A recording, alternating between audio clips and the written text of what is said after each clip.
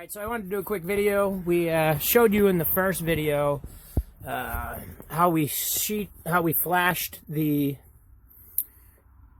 hot water heater Z-vent in. So I wanted to give you a quick follow-up. We've done our poly in here. We've got our water connections. Now, typically, you don't use a silicone boot, red silicone at that. Temperature rated excess of 2,000 degrees, but you saw when I framed it in, you had I flashed all the studs with sheet metal.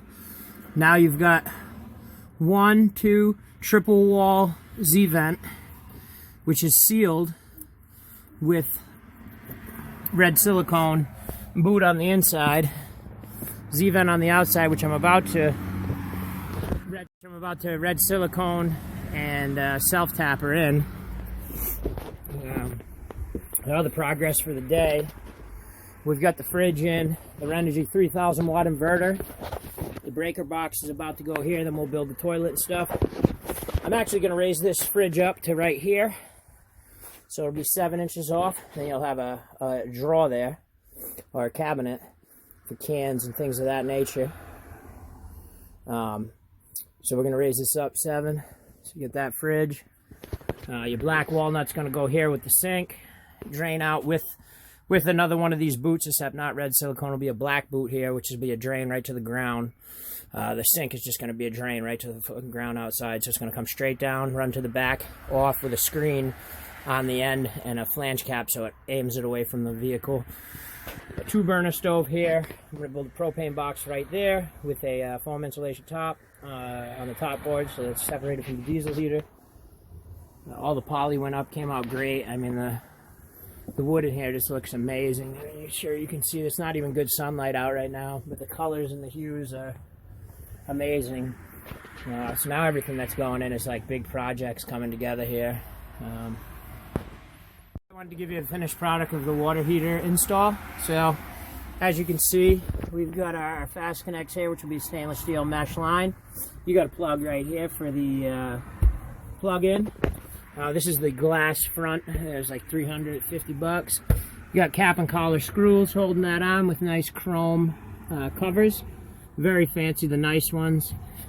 We've got a gasket seal on the interior boot, which no one does. That's Man from Galley X1 Custom Deluxe Edition Z-vent termination. You're not going to be getting any of the carbon monoxide or anything in the house here that you would typically get in one of these installs, because we did boot it as well. So it's triple wall. I flashed the 2x3 frame with sheet metal, aluminum, and then we used RTV red silicone to make a gasket on the inside and on the outside. So there's a gasket here, which you can kind of see there, and then there's a gasket here. So we got 1, 2, 3 red silicone gaskets. Then we're going to come back and caulk this with silicone as well afterwards, just to watertight it. That gasket's heat. Now I think I'm probably going to come back and put some of them cap and collar screws here as well. So this nice fancy shiny chrome. I think it'll look good. A lot of people I see on YouTube are buying these water heaters and they're not even bothering to put a Z-vent termination on it. I mean, do what you want at your own risk. I mean, the actual amount of time that your water heater runs is minimal, but you have to think of periods when you take like a shower or something like that, where it might be on for 15, 20 minutes, or however long you shower for, where you're going to produce a considerable amount of exhaust fumes from the on-demand heating of the hot water to take the shower. So I'd highly recommend taking the time to put a vent kit. This kit here costs, I mean, I'd say we're probably into the vent for about 50 bucks, and that's counting the cap and collar screws. I mean, the red silicone boot is optional. That's just, I mean, we're going to do it right if we're going to do it. So, I mean, that's my personal standard. But you for about 30 bucks, you can vent yours, and it's not that hard of a process to do. And I mean, it'll give you the peace of mind when you want to take a shower or do something that's going to demand a lot of water. that you're not going to have to worry about it being on. Most people think, well, I just turn my faucet on for 30 seconds. It's going to be on for, it's going to make nothing, but you take showers. So you wash clothes, you do things where your water heater is going to be kicking off. So, yep, that's it. That's done. Refrigerator's in. And we're looking good. Poly's up. Get the poly all up here. Nice and clean. So, alright, so we got the fittings for the outdoor shower, and I'm going to build a box here, which you'll see. This is just going to have stainless steel flex hoses that come down to the hot and cold RV outdoor faucet. So you got that done. You got your tank drain that comes out here. Comes right on down, and that's just for draining the tank. And you can see this cleaned up nice. Come on in. So you got your water heater, which you finished yesterday. The nice cap and collar screws on there. And then you got the flex fittings for that. Then hot water for the sink with a shut off, cold water. That's going to come right down here into the box to the water pump.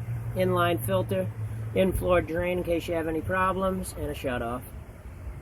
Fucking nice and beautiful out and in. Only thing I got left to do is I'm going to put a piece of plywood. I'm going to tack a piece of 2x2 and then just put a piece of, rip it on my table saw at a 45. Then I'm just going to secure a piece of plywood there to hold the pump at a 45-degree angle. But basically, we got that all squared away today.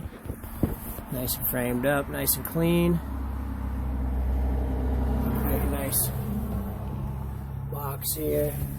So everything's looking good. So now I'm going to build a propane box here. 20-pound tank's going to sit right there. And just put a little open and closing door. One thing that annoys me is I'm going to put live edge trim around these doors and the windows, make windowsills out of the live edge.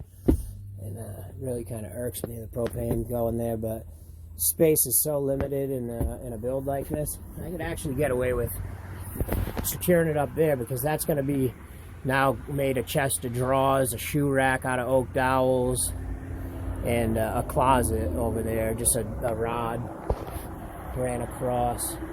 And we're going to take two 24 by 8 wide, 24 wide by whatever, 72 or 76, and by 8 inches thick mattresses. Make a couch for right here that folds down into a full-size bed. It's for sleeping at night, just because you got more headroom. He's planning on traveling the country in this, so you're going to want to have a chest of drawers there for clothes. Custom build it all out of birch, and you know, it's just going to be pretty sharp. So just wanted to give a quick update, let you see what we got done. Get the plumbing in. I'm gonna get this black walnut up. I gotta build the mounts for it for in here, but it's gonna be good. The sink we were looking at yesterday is really beautiful. Telecom antennas are finally installed. RF repeater.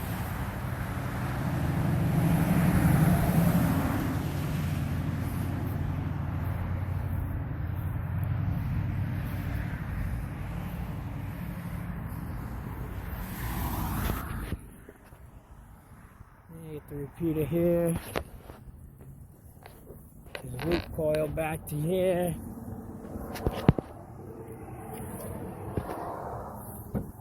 That repeater comes in here like such.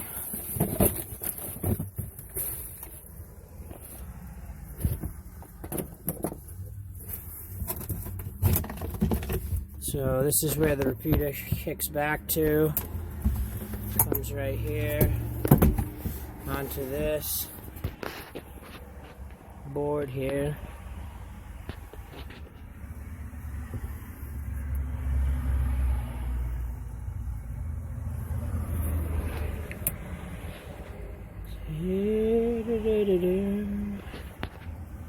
So I coiled the extra wire.